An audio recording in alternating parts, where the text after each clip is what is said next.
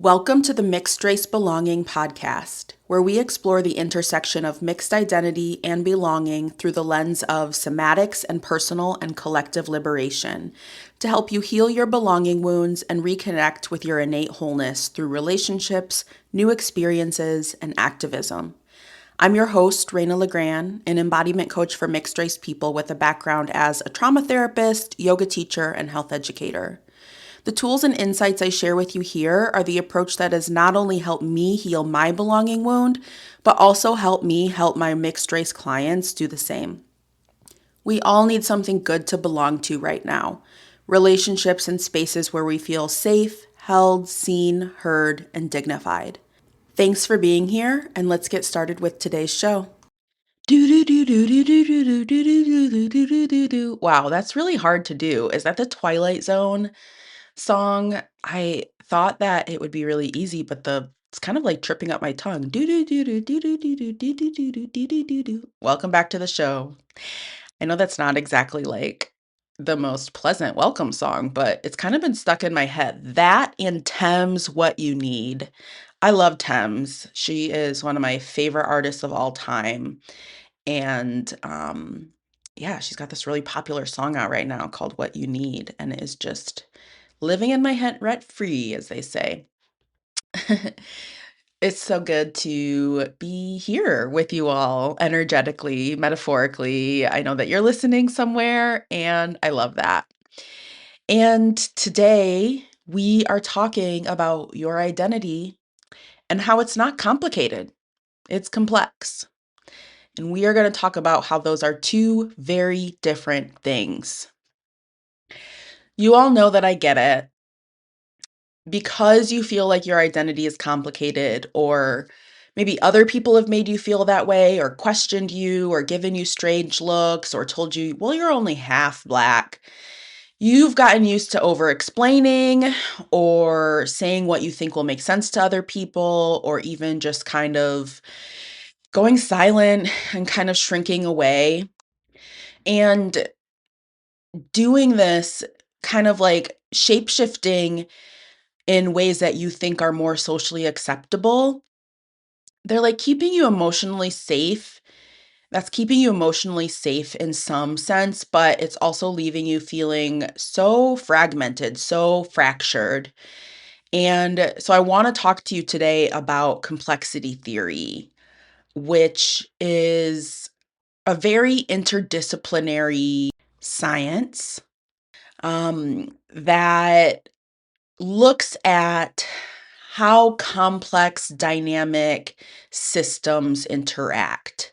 So think about ecosystems and all the different pieces of one singular ecosystem, or think about the economy, or think about your brain. These are all complex systems. There's this image I use when I'm teaching sometimes. It's a table that breaks down the difference between something that is simple, complicated, and complex, right?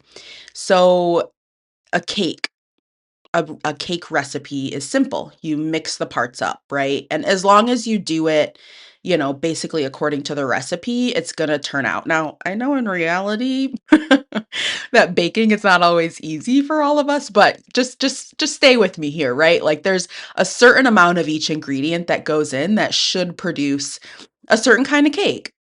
Funfetti is my favorite, in case you wondered. Complicated is something like a rocket ship. It has all these different, parts and buttons that generally should work in a specific way, but isn't simple, right? There's all these different formulas to make the rocket ship work, right? And then, yeah, like it's not as simple as a cake, but ideally, once you figure it out, it should run smoothly. And it's something that over time you can kind of refine. And then there are things that are complex, and humans are complex, right?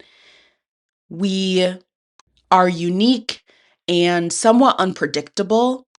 And, dissimilar to a cake and a rocket ship, you can't put the same ingredients, so to speak, into multiple humans and expect them all to turn out the same way. All the different ingredients are going to interact with what's happening inside a human, what's happening in the environment. And that leads to these emergent patterns, meaning that new patterns emerge, new behaviors emerge, new structures emerge that can't necessarily just be predicted like they can when you're baking a cake or making a rocket ship. So a rocket ship is complicated. Something like tax law, that's complicated. But your identity, it's layers, it's multiple truths all existing at once, and it is emergent. The way that those multiple truths are kind of like jiving and vibing inside of your body, inside of your mind, inside of your spirit. And here's the thing, identity has always been emergent. Whiteness is an emergent identity. Nationalities are emergent identities, right? These are identity labels that have emerged over time as humans have evolved and started interacting in different, unpredictable ways. And I mean, the reality is multiracial people have existed for a long time.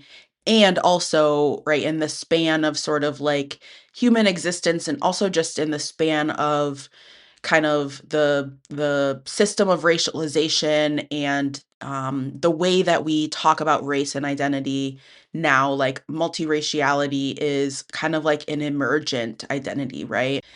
And because it's emergent, for some people who are really like living in this narrow, dominant kind of hegemonic mindset, it doesn't fit into the pre existing boxes, which were once emergent themselves.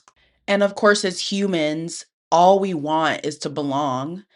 And so it makes sense to me that when you are navigating social spaces, when you're navigating like cultural centered spaces, you want to fit in. You want to make sense to other people.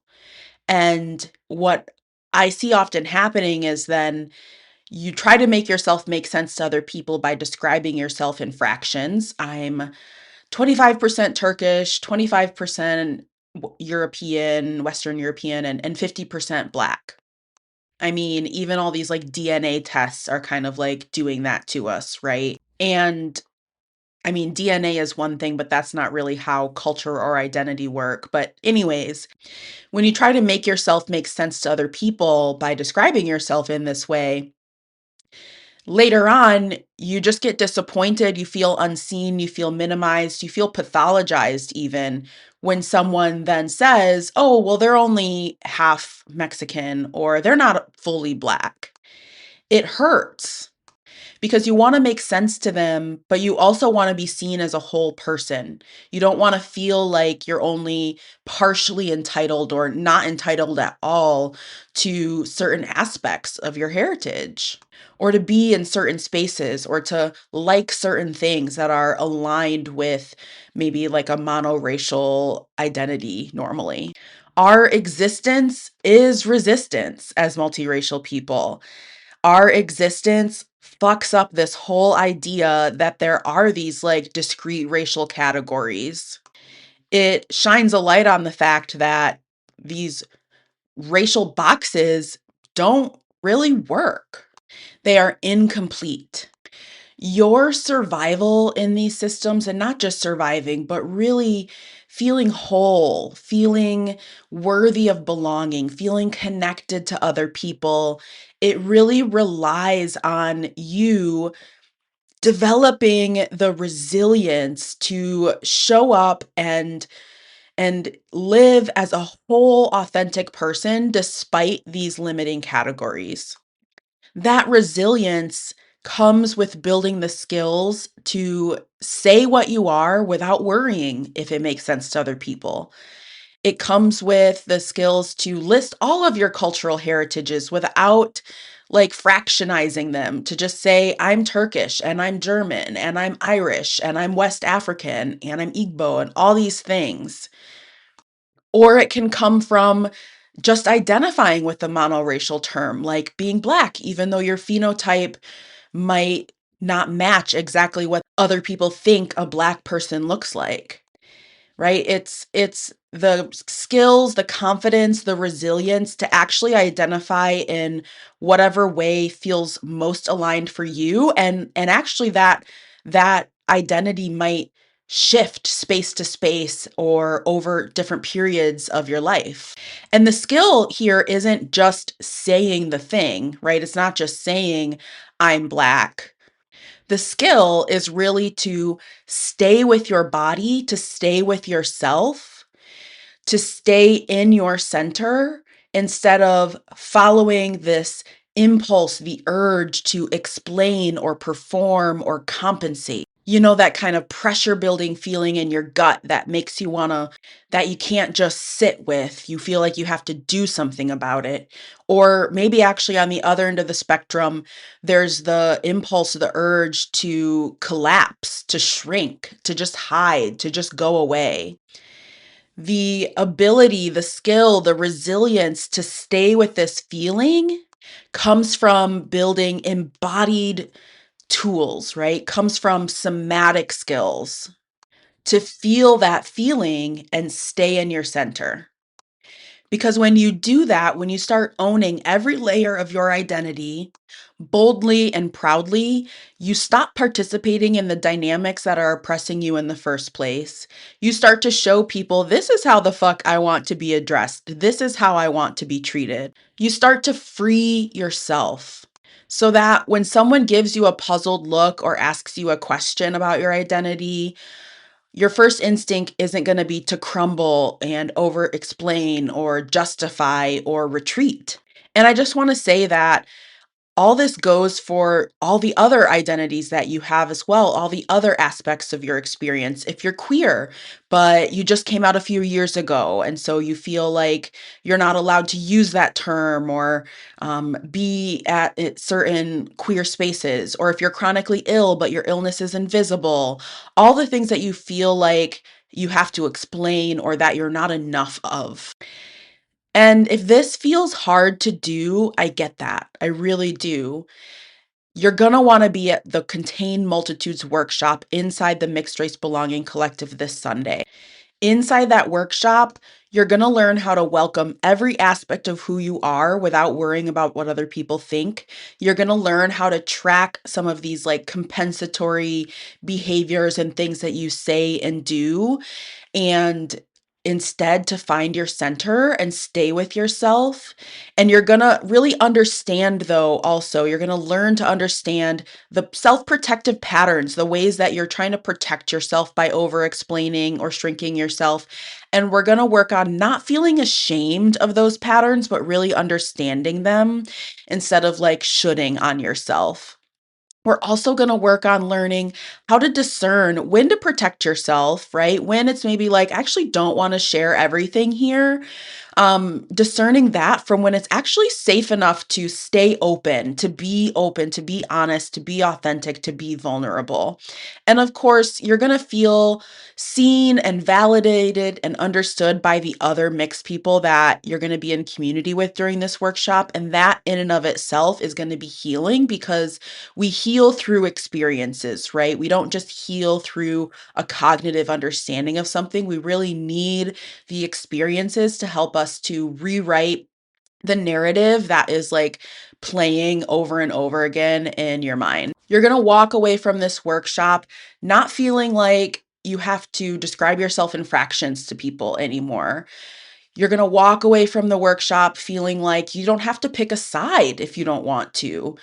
You're going to walk away from the workshop even feeling like, if you're mixed with white, that you can obviously align with your POC heritage, but you can also own and connect with your white heritage without worrying that people will think you're too white or won't trust you, right? We're going to talk about like, how do we connect with that aspect of your culture that predates whiteness, right? Like being Irish or German or Celtic. Doesn't this sound nice to imagine that you could move around the world without feeling like you have to monitor yourself all the time or monitor what other people are thinking about you?